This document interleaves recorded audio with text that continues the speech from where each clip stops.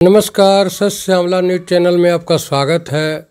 आज हम नवादा जिला के साथ साथ वारसलीगंज विधानसभा क्षेत्र के विकास और यहाँ के बुनियादी सुविधाओं पर चर्चा करने के लिए सत्ता पक्ष के एक घटक दल भाजपा के नेता निरंजन सिंह से बात करेंगे। निरंजन सिंह जी, आपका हमारे चैनल में स्वागत है। धन्यवाद श्यामल जी। पिछले कई वर्षों से लगभग यूँ कह लें कि 2005 से लेकर के लगातार 2025 आ गया। पिछले 20 वर्षों में हम लोग आपके या आपके घटक दल की यहाँ पे जनप्रतिनिधि रहे हैं, सांसद भी हुए हैं, साथ साथ एमएलसी भी हुए हैं, वो शिक्षक कंस्टिट्यूंसी से हों या ग्रेजुएट कंस्टिट्यूंसी से हों। उसके बाद भी नवादा ये वारसलीगंज विधानसभा में कुछ ऐसे मूल समस्याएं रही हैं जो आज भी सुरसा की तरह है। इस पर आप क्या कहेंगे? देखिए, समस्या का तो अंत होता नहीं है श्यामल जी। पहला हमारा मुख्य समस्या था सकरी नदी में पुल। कोई भी चुनाव होता था तो दो मुद्दा, वारसलीगंज चीनी मिल, सकरी नदी पुल। सकरी नदी पुल बन गया। बिजली का समस्या आया, बिजली का समस्या हल हो गया। सड़क का समस्या आया कि नवादा जाने में 2005 के पहले हमको लगता था 1.5 से 2 घंटा, अभी हम 20 से 25 मिनट में नवादा पहुंच जाते हैं। सड़क का समस्या भी हल हो गया। चीनी मिल का समस्या जहाँ तक था, चीनी मिल सरकार से नहीं चालू हो पाया। अब किस कारण से नहीं हुआ, यह तो बड़े लोगों की बात है। अगर चीनी मिल चालू हो जाता तो आज हमारा क्षेत्र हीरा उगलता, क्षेत्र में हमारा हीरा का उपज होता। लेकिन चलिए, किस्मत में हीरा नहीं है, खीरा लेकर के बैठ गए हम लोग। सीमेंट का फैक्ट्री हो गया। विकास हो रहा है, विकास जना रहा है रोड पे। सड़क हो या शांति व्यवस्था हो, विकास तो सभी जगह जना रहा है। बिजली का समस्या था। एक समय था कि बंदी बाबू यहाँ के विधायक हुआ करते थे, रमासे बाबू हुआ करते थे, कांग्रेस के थे, देवनंदन बाबू कम्युनिस्ट पार्टी के थे। उस समय अगर 1-2 घंटा बिजली आ जाता था तो लगता था कि बिजली आया है कई दिन के बाद। अब बिजली का ऐसा हालत है कि 1-2 घंटा कटता है। गांव में पक्की सड़क, गांव में बिजली, पोल पर सारा व्यवस्था लगभग ठीक है। समस्या का तो अंत होगा नहीं। समस्या एक ऐसा बीमारी है कि अगर हमको सुविधा मिला तो आम लोगों का भावना कि हमारा बेटा को सुविधा नहीं मिला। अगर बेटा को मिला, दूध हमरे बेटवा के नहीं देनी, पोतवा इसी टगवाल चलो है, तो कभी समस्या तो समाप्त होगा नहीं। लेकिन बुनियादी जो समस्या था, सड़क का, पानी का, बिजली का, ये तो हल है। अगर किन्हीं को मालूम है कि वारसलीगंज विधानसभा या नवादा जिला में, हमको लगता है शायद एक गांव टोला अगर छूटा हुआ होगा जहां सड़क और बिजली नहीं गया है या पानी नहीं गया है। वारसलीगंज प्रखंड में एक गढ़ है जिसे अफसर के नाम से जाना जाता है। अफसर गांव प्राचीन इतिहास में भी एक अपना स्थान रखता है, लेकिन आज तक उसका जो समुचित व्यवस्था, समुचित विकास या उसका जो खनन होना चाहिए था और उससे जो इतिहास के चीज़ों को जो छिपे हैं पृथ्वी के गोद में, वो निकलना चाहिए था, लोगों तक उसकी जानकारी मिलनी चाहिए थी, वो नहीं मिल पा रहा। पहले दूसरे गांव के लोग जनप्रतिनिधि होते थे तो उसका ध्यान नहीं था, दूसरे जगह से आकर के जनप्रतिनिधि होते थे वो भी ध्यान नहीं देते थे। लेकिन 2000 से लेकर अभी तक, बीच में कुछ दिन छोड़ दीजिए अगर, तो लगातार उसी गांव के व्यक्ति जनप्रतिनिधि है। उसके बाद भी अगर उस प्राचीन इतिहास का आम लोगों तक नहीं जाना, यह एक दुखद है। इस पर आपका क्या मंतव्य है? देखिए, पहले अफसरगढ़ के लोग जानते थे अफसरगढ़। जब से एनडीए का सरकार बना वहाँ चाहे दिवाली का व्यवस्था हुआ, कुछ न कुछ विकास का काम हुआ है। अहोभाग्य कि इस बार अनिल कुमार जो महाध्यक्ष हैं डाक विभाग के, उसके नाम पर अफसर पार्वती के नाम पर डाक टिकट जारी कर दिए, जो कि हिंदुस्तान ही नहीं पूरे विश्व में जाना जाएगा डाक टिकट के मार्फत कि अफसरगढ़ क्या है, पार्वती गुफा क्या है। कुछ तो हो रहा है, ऐसा नहीं है कि नहीं। उसके पहले 60 वर्ष आज़ादी का हो गया था, 60 वर्ष में अफसरगढ़ पर तो कुछ नहीं हुआ था। अधिकतर बार भूमिहार ही विधायक रहे थे, भूमिहार का गांव था। लेकिन जब से एनडीए का सरकार बना, अभी आप जाकर के देखिए अफसर में रड से घेरा हुआ है, रंगीन उसको रंगा हुआ है। कुछ न कुछ तो नज़र आने लगा कि आखिर ये है क्या। आते जाते लोग का ध्यान आकर्षित होने लगा कि घेरावा क्यों है भाई, चर्चा हो जाता है। तो भाई बड़ा भगवान यहाँ थे, विष्णु के अवतार बड़ा भगवान का यहाँ निकला था मूर्ति। तो अफसर का तो कुछ न कुछ हो रहा है, जितना होना चाहिए उतना नहीं हो रहा है। तो कुछ लाचारी है, जो कि लाचारी आप और हम भी जानते हैं। खासकर हम ऐसा बरादरी से आते हैं कि हमारा नाम से लोगों को नाक मुनना पड़ता है, गंध टूटता है, जबकि हम किसी को कुछ बिगाड़े नहीं हैं। लेकिन भूमिहार है, भूमिहार के गांव है। आज क्या हुआ चीनी मिल, चीनी मिल में क्या हुआ? भूमिहार का इलाका है, खाली भूमिहारे का तो यहाँ खेतिहर नहीं, कुर्मी भी है, जादव भी है, कोयरी भी है, सब जात का खेत उत है। लेकिन भूमिहार के नाम पर यहाँ सीमेंट फैक्ट्री लगाया गया है। भूमिहार के नाम पर हमारे क्षेत्र का विकास कम हुआ। बगल में नालंदा है, बस जस्ट हमसे 3 किलोमीटर बगल में।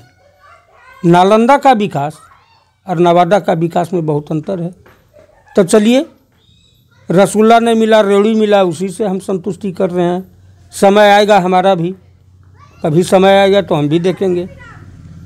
अभी आपने कहा कि हम वैसे बिरादरी से हैं जो आम दूसरे बिरादरियों के लिए सुपाच्य नहीं है।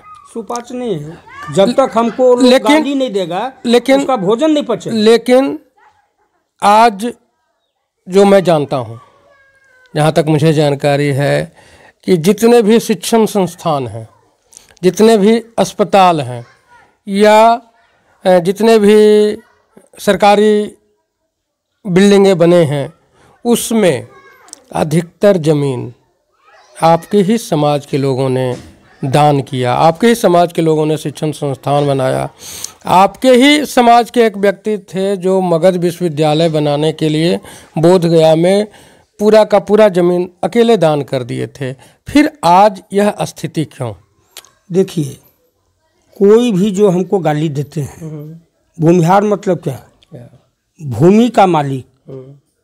जो गाली देने वाले हमको हैं, अगर वो जन्म भी लेते हैं तो हमारे द्वारा दिए गए दान के ज़मीन पर ही उनका पहला कदम रखाता है, फिर भी हमको गाली देते हैं। पता नहीं क्या दोष है। कोई ऐसा नहीं है हमको गाली देने वाला जो भूमिहार के द्वारा दान किया गया ज़मीन पर नहीं बसा हुआ है। हमारा ही खाता है, हमें ही गलियाता है। अभी फैशन चल गया है। इसके लिए जो चल रहा है आपके समाज के प्रति या आपके जाति के प्रति, अन्य जातियों में जो सोच पैदा हो गई है, इसको मिटाने के लिए, इसको समाप्त करने के लिए आपके जाति के जो बुद्धिजीवी लोग हैं वो क्या कर रहे हैं? हमसे नहीं होगा, कारण कि हमारे जाति के ही तो विरोध में वो लोग गाली दे रहे हैं। इसमें बीच के जाति के लोग, बीच के जाति के जो और लोग हैं, उनको चाहिए पाटना दोनों की दूरी। आज बैकवर्ड, फॉरवर्ड, हरिजन, गिरजन सब में बांट दिया गया है। बाभन बहुत तंग किया था हरिजन के। भाई हम कहाँ तंग किए? हम अगर तंग करते तो मुसहरी बसाते, चमटोली बसाते, नाई टोला बसाते, बढ़ी टोला बसाते, कहा टोला बसाते। हम तंग कहाँ किए। आपके ही बिरादरी के बिहार के पहले मुख्यमंत्री डॉक्टर श्री कृष्ण सिंह आज़ादी के पहले जो बैजनाथ धाम मंदिर में दूसरे जातियों को जाने से निषेध था, प्रवेश निषेध था, उन्होंने ही इसको पुनः चालू करवाया। तो वो तो सामाजिक समरसता के लिए अपने स्तर से पूरा प्रयास किए। वो जमींदार परिवार से होते हुए, जमींदार जाति से होते हुए भी जमींदारी उन्मूलन के लिए काम किए। उसके इन सारी बातों को आपके जो वर्ग के लोग हैं, जो बुद्धिजीवी हैं, वो लोगों तक क्यों नहीं पहुंचाते? तो खुद उनको सोचना चाहिए। श्री बाबू जब थे तो खास करके सभी वर्ग के लोग को लेकर के चलते थे, या जो भी पुराने नेता थे सबको ले दे करके चलते थे। नया जब से ये 99-98 का दौर था, लालू जी का सरकार बना, इतना भिन्नता आ गया, इतना जातीय उन्माद फैला दिया गया कि हम एक दूसरे को पच नहीं रहे हैं। जबकि हम हर समय हम लोग बोलते हैं भाजपा वाले कि देखिए आपके बिना हम अधूरा हैं, आपके बिना हम अधूरा हैं। अगर एक शादी भी हमारे यहाँ होगा, तेली सुहाग नहीं देगा शादी नहीं होगा, नाई नाखून नहीं काटेगा शादी नहीं होगा, बढ़ी बेदी नहीं ठोकेगा शादी नहीं होगा, ब्राह्मण पूजा नहीं करेगा शादी नहीं होगा, चमार ढोल नहीं बजवेगा शादी नहीं होगा। हम तो सबको बांध करके चले हैं कि आप हमारे घर में फंक्शन है, सब किसी न किसी बहाने आइए। फिर भी जाने नहीं क्यों इन लोग का मानसिकता ऐसा हो गया है। अभी आपने कहा कि अगर चीनी मिल चालू हो जाता तो यहाँ हीरा उपजता। हाँ, लेकिन चीनी मिल नहीं हो करके यह जो सीमेंट का फैक्ट्री होने वाला है, उसका काम बहुत ज़ोरों से चल रहा है। क्या इस सघन आबादी में इस तरह के प्रदूषण युक्त फैक्ट्री को लगाना कहाँ तक उचित है? ये दुर्भाग्य है। अगर यह लगा था तो कहीं एकांत में लगता, जहाँ से कि गांव कस्बा का दूरी 1-2 किलोमीटर होता। लेकिन बीच मार्केट में, बाढ़ में 2324 और 10 वार्ड के बीच में 3 तरफ नगर परिषद का वार्ड है, चारों तरफ, और बीच में फैक्ट्री लगा है।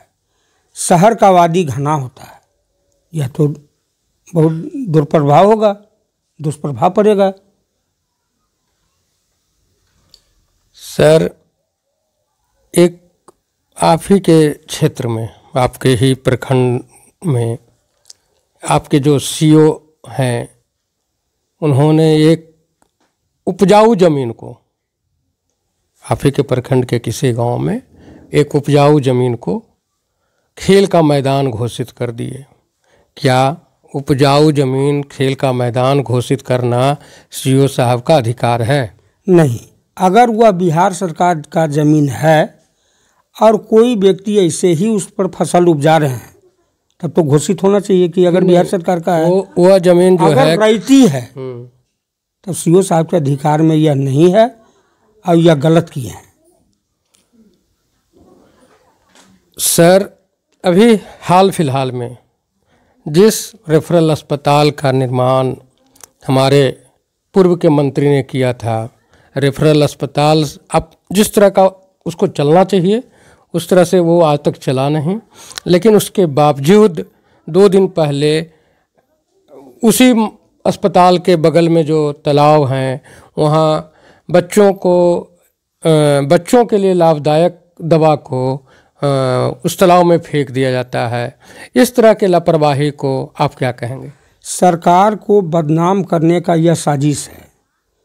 आज सरकार 185 तरह का दवाई हॉस्पिटल में दे रहा है। कुछ अकर्मण्य लोग जो कि दूसरे मानसिकता के हैं, वो पब्लिक के बीच में वह दवा नहीं देकर जहाँ तहाँ कहीं ज़मीन में गाड़ देते हैं, कहीं बेग फेंक देते हैं, कि जिससे कि सरकार का बदनामी हो कि सरकार बोल रहा है हम 185 दवा दे रहे हैं और दवा यहाँ नहीं है। ये तो सरकार को बदनाम करने का साजिश है। और ऐसे साजिश करता पदाधिकारी या कर्मचारी के ऊपर कार्रवाई होना चाहिए। जब तक कार्रवाई नहीं होगा तो कैसे सुधार होगा? कोई भी आप घर के मालिक हैं, आप कोई सामान बाजार से ला करके हमको घर में दिए, हम डेली उसको बिक दें, आप कितना जुटा पाइएगा? संभव है? इसके लिए व्यवस्था को दुरुस्त करना चाहिए, मॉनिटरिंग होना चाहिए, उसका कमी है। एक तरफ सुशासन की बात होती है, दूसरे तरफ आपके ही क्षेत्र में बंगाल के बाद बिहार के वारसलीगंज एक ऐसा हब हो गया है साइबर क्राइमरों का कि आए दिन यहाँ बिहार के लोग को तो छोड़ दीजिए, मध्य प्रदेश और न जाने कहाँ कहाँ के लोगों को ठगने का काम कर रहे हैं, लूटने का काम कर रहे हैं, और प्रशासन और शासन मौन है। इस पर आप क्या कहेंगे? देखिए, इसका है कि युवा लोग भटक गए हैं, कि भौतिक युग में ज़्यादा से ज़्यादा रुपया कमाने के चक्कर में गलत काम कर रहे हैं। यही गलत का नतीजा आप देखिएगा कि सरकार अब अगले बार ऐसा पॉलिसी तय किया है कि बालू और साइबर, इस दो अपराध में जो पकड़ाएगा उसका पूरा जमीन जायदाद जो भी है नीलाम कर दिया जाएगा। अगर यह पूर्ण रूपेण लागू हो जाएगा, अब 2-4 कलम ऐसा हो जाएगा, लोग खुद भाग जाएगा छोड़कर। बालू और साइबर जी, इन दोनों के लिए आपकी शराब आपकी सरकार ने कानून बनाने का काम कर रही है या की है, ये आपका कहना है? जी सर, ऐसे ही लोगों को दल जो है अपना सिंबल दे करके जनता के बीच में भेज देती है, और वह खुद आकर के अपील करती है दल के जो बड़े मुखिया होते हैं कि आप इनको वोट दें और हमारी सरकार को बनाएं। इस पर आप क्या कहेंगे? देखिए, इसमें कुछ % लोग ऐसा आ रहे हैं, और इस आर्थिक युग में आप जानते हैं कि अर्थ के बिना तो कुछ होगा नहीं, और ये लोग अधिक से अधिक पैसा कमा लिए हैं, और पैसा कमा लिए तो उनके साथ 100, 50, 200 युवक का एक टोली बन गया है। गाड़ी है, घूरना है, टहलना है, खर्चा पानी वह व्यय करता है। तो आगे नेता को लगता है कि कहीं बढ़िया नेता तो नहीं है कि जिसके पीछे 500 लोग लगा हुआ है, इसके चलते कुछ गलतफहमी हो रहा है। लेकिन जहाँ तक रिजल्ट का बात है, ऐसे लोग का रिजल्ट कम ही मात्रा में हो पाता है, और ज़मीनी जो नेता या कार्यकर्ता है उसी का रिजल्ट होता है। सर, कुछ साल पहले तक राजनीति में का अपराधीकरण और अपराधियों का राजनीतिकरण का हर जगह, हर चौक चौराहे पर चर्चा होता था। आज एक जिला में अगर 6 विधानसभा है, 5 विधानसभा है, तो उसमें 50-60% जनप्रतिनिधि जो हैं उसी तरह के लोग हैं। लेकिन आज यह जो लाइन है अपराधियों का राजनीतिकरण और राजनीति का अपराधीकरण, कहीं कोई चर्चा में नहीं है। देखिए, अपराधी जो भी पैदा हुआ है 90-92 के बाद और 2005 के पहले, और उस समय आप भी जानते हैं, आप भी वारसलीगंज के हैं, कि कुछ राजनीतिक द्वेष के चलते भी लोगों को फंसाया जाता था। जातीय ऐसा हो गया था कि अगर भूमिहार का नेता है, वो चाहे वो छुरछुरिया पड़ाका काहे नहीं छोड़े, नरसंहार में नाम दे दो। बैकवर्ड का नेता है, वो बेचारा दिन भर गाय बकरी काहे नहीं चरावे, लेकिन नरसंहार में नाम दे दो। तो इस सरकार के द्वारा ऐसा एक होड़ चला था, फंसाओ। उस पीरियड का फंसा हुआ बहुत सारे लोग आज नेता हैं, लेकिन सरकार के रेगड़ में अपराधी तो है, जब तक फैसला नहीं हो जाता अपराधी है। लेकिन कैसा अपराधी है, इस पर भी ध्यान दीजिए। 90% लोगों को ऐसा फंसाया गया था उस समय कि जो रोड पर रहने वाला था। सभी अपराधी नहीं है, 90% लोग ऐसा है जिसको कि जानबूझ करके केस में फंसाया गया था लालू जी के समय में। हाल में चुनाव आने वाले हैं, 2025 में विधानसभा चुनाव है। आप अपने क्षेत्र के लोगों को किस तरह के जनप्रतिनिधि चुनने का मैसेज देंगे? देखिए, हम तो जनप्रतिनिधि ऐसा कहेंगे कि जो सरकार बढ़िया चलाए, जो सरकार हमारे हित में हो, जनता के हित में हो, जनता के भावना को समझे, विकास करे, वैसा प्रतिनिधि चुनाना चाहिए। अभी आप निरंजन जी को सुन रहे थे। इनके दिल में टिस है कि इनके समाज के लोगों ने सामाजिक समरसता को बढ़ावा दिया। आज उन जिन लोगों को इनके समाज के लोगों ने आगे बढ़ाने का काम किया, आज वही समाज इनके समाज को गाली दे रही है, इनको इग्नोर कर रही है। साथ ही इन्होंने चीनी मिल नहीं बन करके सीमेंट का फैक्ट्री बनने पर भी दुख व्यक्त करते हैं, अचरज व्यक्त करते हैं कि यहाँ केवल एक खास जाति के नाम पर चीनी मिल को बर्बाद करके सीमेंट फैक्ट्री को लगाया गया, ताकि एक समाज जो बहुल कहलाता है उसको विकसित होने में थोड़ा समय लगे। सर, आपने हमारे लिए, हमारे दर्शकों के लिए समय दिया, इसके लिए धन्यवाद। जी, आपको भी धन्यवाद कि क्षेत्र के प्रति आप इतना जागरूक हैं और जनता को आगाह कर रहे हैं कि कैसा उम्मीदवार हो, कैसा क्या होना चाहिए। आपको भी बहुत बहुत धन्यवाद। अभी बारसलीगंज प्रखंड में 16 पंचायत है। 16 पंचायत के अधिकतर प्रतिनिधि कैसे हैं वो किसी से छिपा नहीं है। किसी की पत्नी जनप्रतिनिधि है तो उनके पति कितने बेहतर हैं, अगर पति खुद है तो वो कितने बेहतर हैं, ये आपसे छिपा नहीं है। कुछ ऐसे भी जनप्रतिनिधि हैं जो धार्मिक संस्थानों के ज़मीनों को कब्जा करके, जहाँ दोनों फसल होता था, उनको कब्जा करके सीओ के माध्यम से खेल का मैदान घोषित करवा दिया। और न जाने कितने ऐसे पंचायत हैं जहाँ क्या क्या हुआ होगा। आप सभी दर्शकों से आग्रह है कि अगर आप जनप्रतिनिधि चुनें तो अपने लिए चुनें, जनप्रतिनिधियों के केवल विकास हो इसके लिए न चुनें। और आप सभी दर्शक जो इन्होंने हमारे चैनल को सब्सक्राइब नहीं किया है वो सब्सक्राइब करें, शेयर करें और हमारे मुद्दे पर कमेंट करें कि मेरा मुद्दा कैसा है। हमारा जो प्रश्न होता है उसके जवाब देने वाले जो लोग हैं उनका जवाब कैसा है, ताकि हमारा और हौसला बुलंद हो और हर एक मुद्दे पर कोने कोने से, बिहार से नहीं देश के कोने कोने से हर एक मुद्दा को जो जन सरोकार का होगा आप तक पहुंचाने का काम करेंगे। सत्य मीडिया के सभी साथियों के तरफ से आप सभी को धन्यवाद।